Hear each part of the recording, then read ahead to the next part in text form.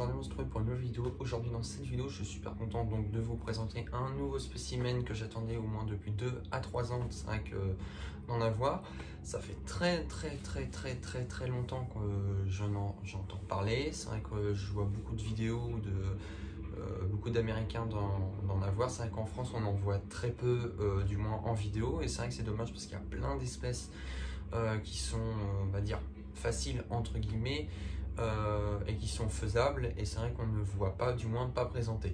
Et c'est vrai que c'est assez dommage, il y a plein d'espèces que je pense en tête et qu'ils sont mis de côté. C'est beaucoup Pantherophis gutatus, Pithecanthus, Boa.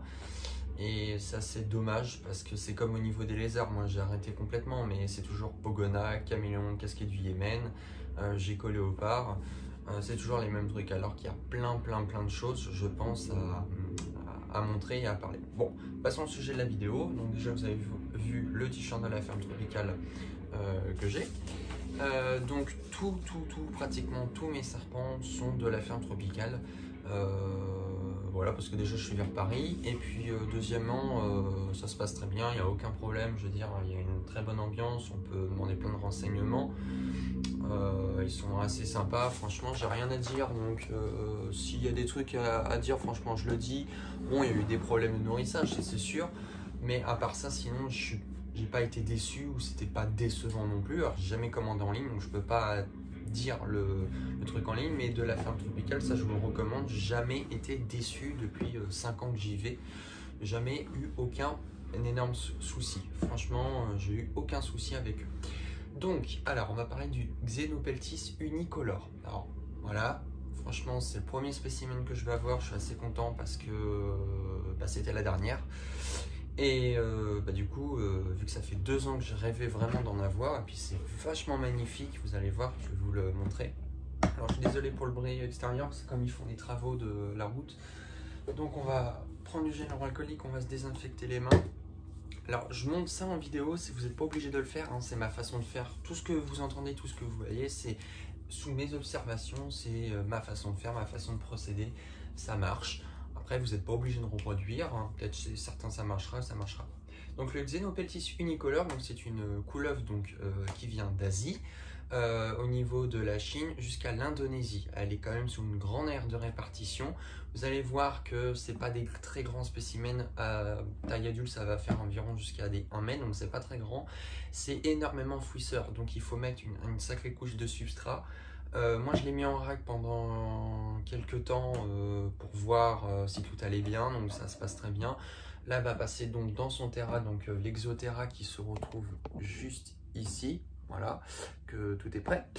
Et du coup elle va s'y plaire. Voilà, je lui ai mis de la tourbe blonde, mais je crois que je vais voir si ça va le faire. Si ça le fait pas, je vais mettre de l'éclat de coco, sauf le problème il n'y en a plus, donc j'arrive plus à en trouver malheureusement. Alors au niveau du Xenopeltis unicolore, vous allez voir que la forme de la tête est assez aplatie, assez longue. C'est pour permettre de plus s'enfouir dans le sol.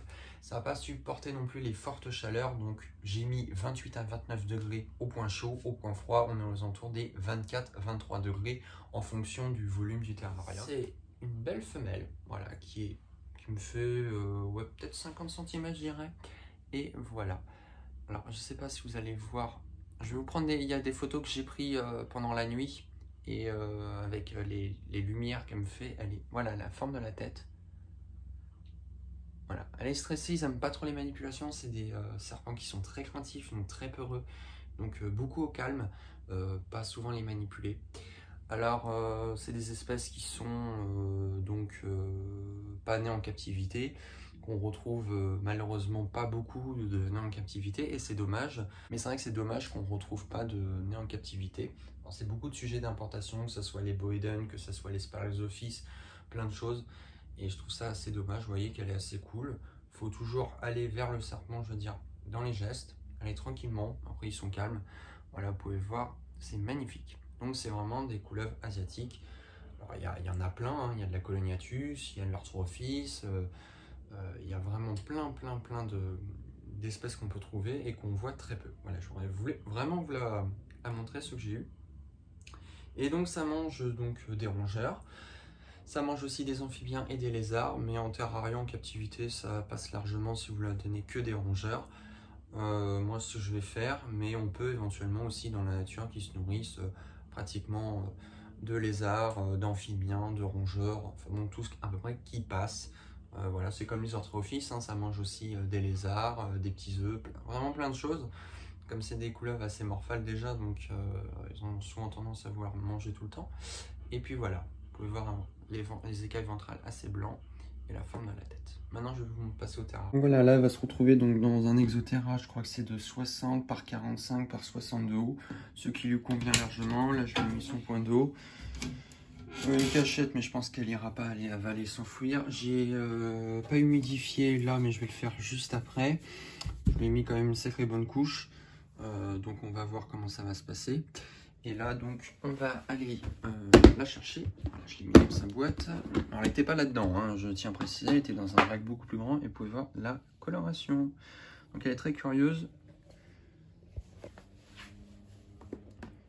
Et donc là je la prends à une main parce que j'ai pas le choix. Et là on va la mettre. Donc regardez. Voilà, ça va tout de suite dans le sol.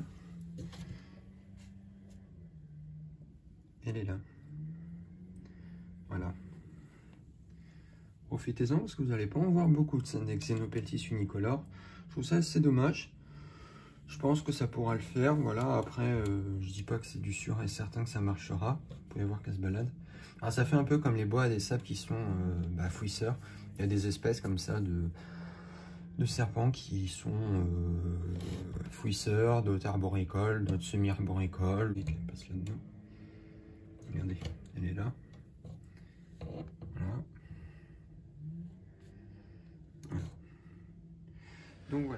Donc voilà, donc là c'est la fin de la vidéo. Je voulais vraiment juste vous présenter donc un spécimen donc, que j'ai eu il n'y a pas si longtemps que ça, donc du Xenopeltis unicolore.